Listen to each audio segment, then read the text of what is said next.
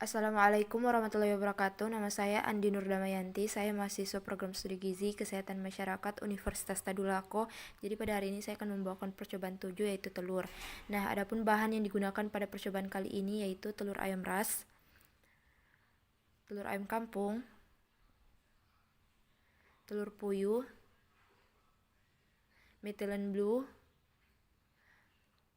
larutan NaCl 10%, dan Aquades. Sedangkan alat yang digunakan pada percobaan kali ini yaitu yang pertama ada jangka sorong,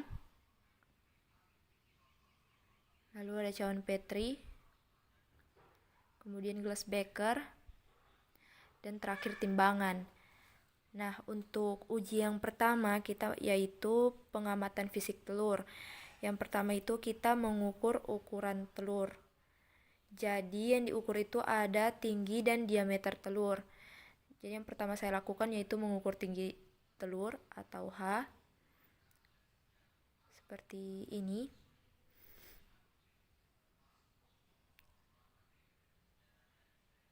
Setelah dapat hasilnya, kita lanjut ke mengukur diameter telur. Jadi diameter telur itu ada dua yang diukur. Pertama yaitu yang saya ukur diameter secara melintang. Setelah itu catat hasilnya.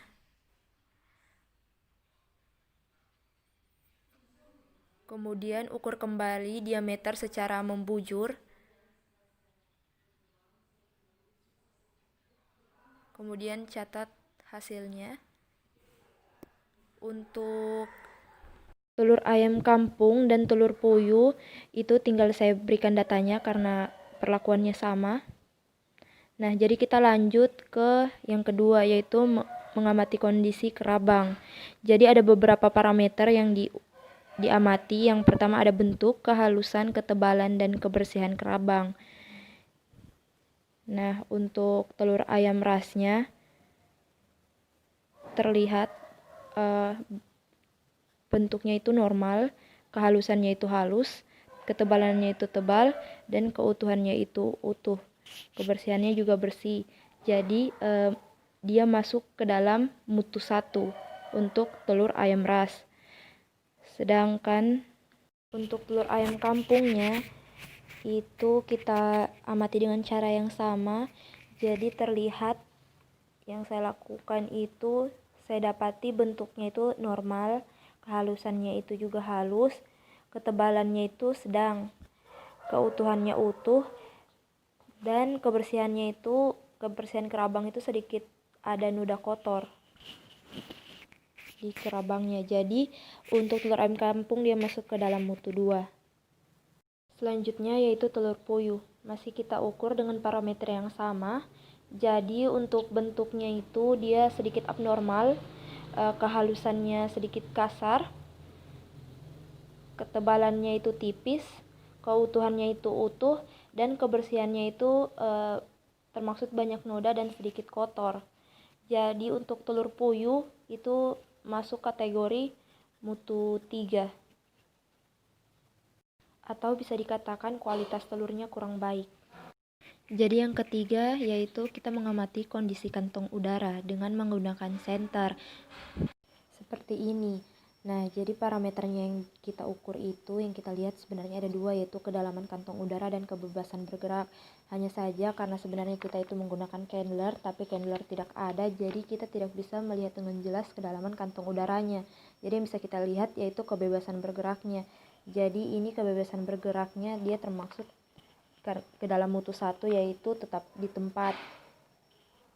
Nah, untuk yang telur ayam kampungnya itu masuk ke dalam mutu 2 yaitu bebas bergerak untuk kantong udaranya tadi.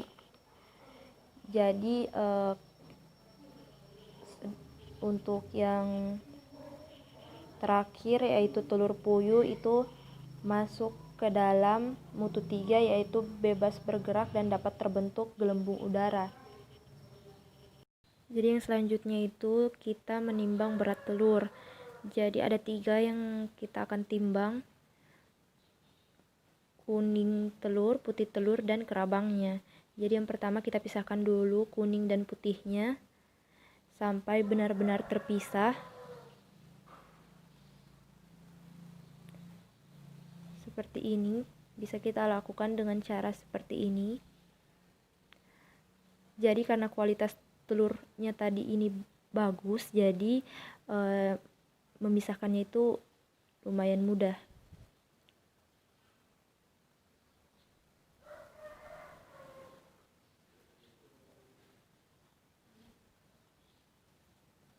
Nah, setelah itu ditimbang. Untuk kuning telurnya itu didapatkan hasil 14 gram. Untuk putih telurnya didapatkan hasil 46 gram. Dan untuk kerabangnya didapatkan hasil 6 gram. Untuk telur ayam kampung itu karena dia tadi mutunya ada di mutu 2, yaitu kurang baik, jadi kuning dan putihnya itu tidak bisa dipisahkan. Begitu pula dengan telur puyuh, karena dia ada di mutu 3, makanya kita tidak ukur lagi, kita tidak timbang lagi untuk telur puyuh dan telur ayam kampung tadi.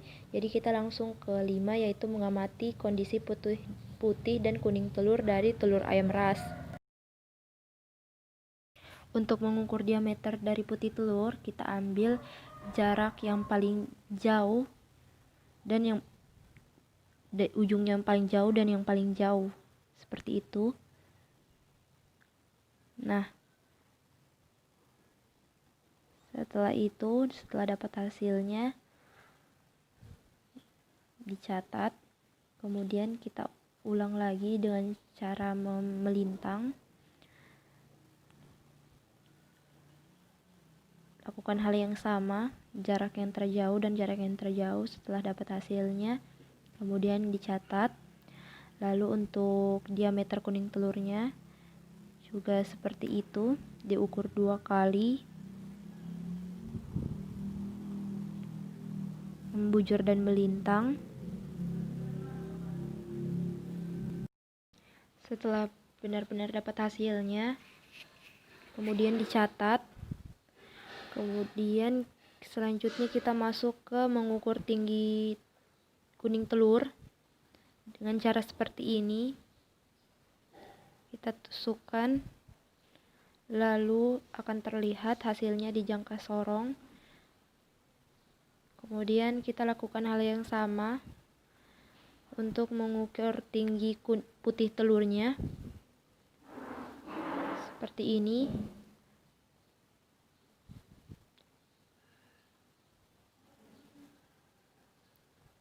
Nah, untuk datanya sudah saya rangkum.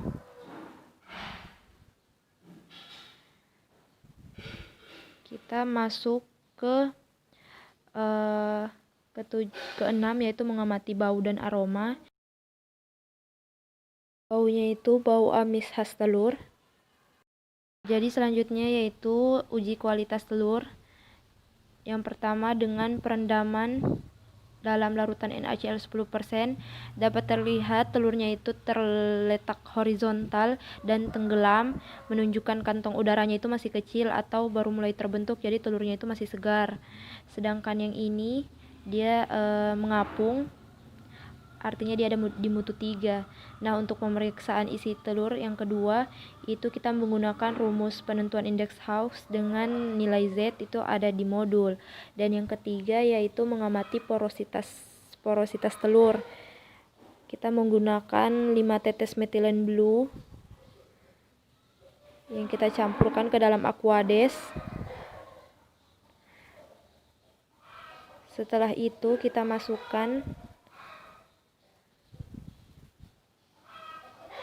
telur ayam ras dan